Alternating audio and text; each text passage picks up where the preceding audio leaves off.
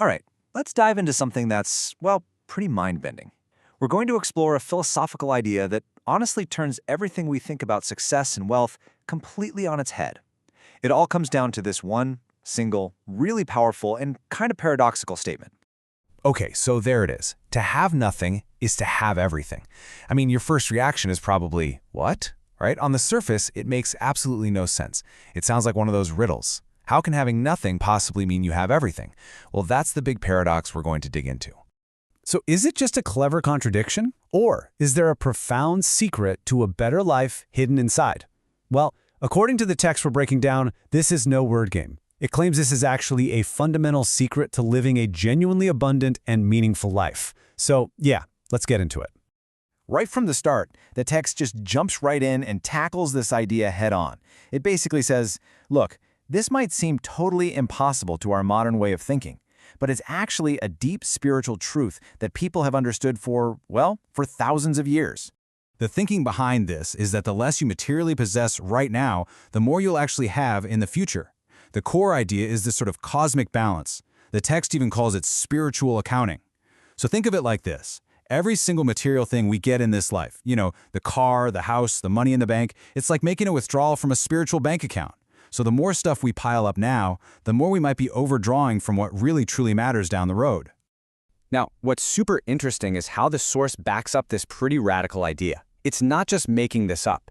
It argues that this isn't some new age concept at all.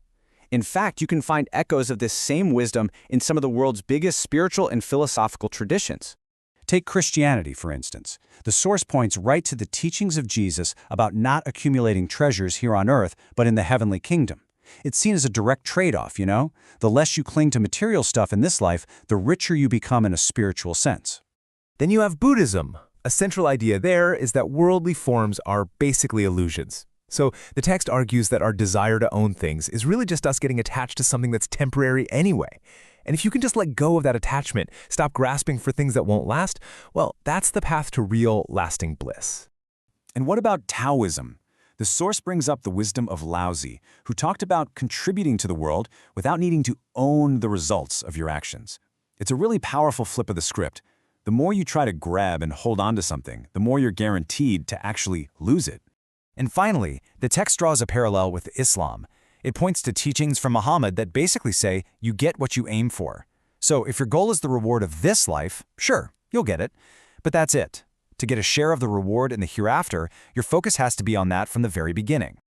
Okay, so after laying out that whole historical foundation, the text kind of flips the coin over. It starts to explore the downside of all this, the high price we pay for a life that's all about possession and piling things up. And this really shows the two paths the source is talking about. You've got the ownership-focused life, which leads to all this anxiety and conflict, and then there's the possession-free life, which leads to peace and freedom. It's a stark contrast, isn't it? One path is about being weighed down, struggling. The other, well, it's about being light, free, and at peace. That's the fundamental choice the text lays out for us. So, what exactly is the problem with ownership, according to this text? Well, it claims it leads to a bunch of pretty heavy stuff. You get constant worry and anxiety. I mean, the more you have to lose, right? It also kicks up competitiveness and conflict. It can even lead to harming other people and nature itself, all in the name of getting or keeping stuff. It provokes jealousy and greed in others, and ultimately, the text argues it causes a kind of spiritual decline, pulling us towards what it calls an animal state. And to really drive this home, the text gives us this simple but honestly really powerful analogy. It says, consider the birds of the forest. Just think about it for a second. Birds don't own anything. No bank accounts, no property, nothing. And yet, they lack nothing. They have everything they could possibly need. They live in the state of total natural abundance.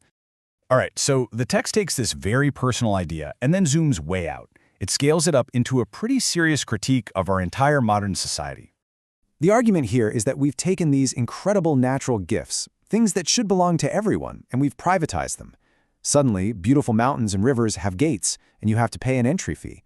Water, which is like a universal right, gets a bill attached to it.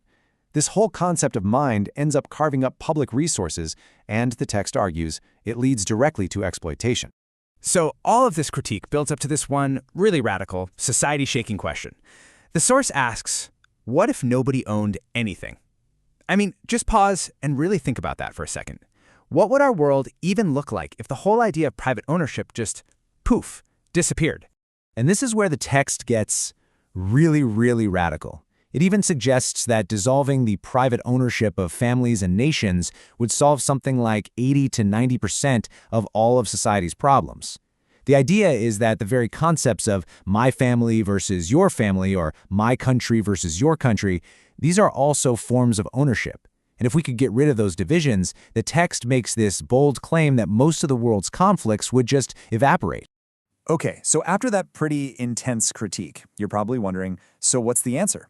How does a person, or even a whole society, actually get to this state of true abundance? Well, the text does outline a path forward. So here's the path that outlines. Step 1. You have to realize that all your earthly possessions are just temporary. The text calls them dream bubbles. Step 2. You need to understand that real, lasting wealth is built by contributing to the world without trying to own the results. And finally, step 3, you have to actively shift your consciousness away from that deep-seated desire to own things in the first place.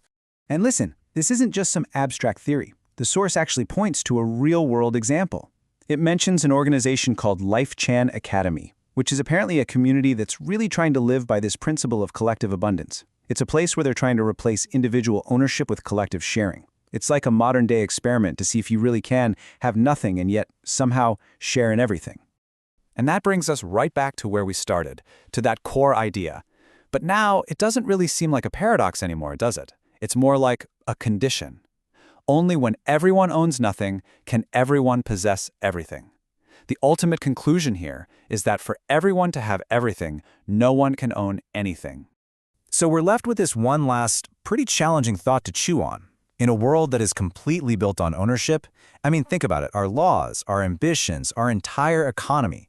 What does it truly mean to possess everything? After digging into all this, you have to wonder, in our endless focus on owning stuff, what have we completely forgotten about what it really means to have it all?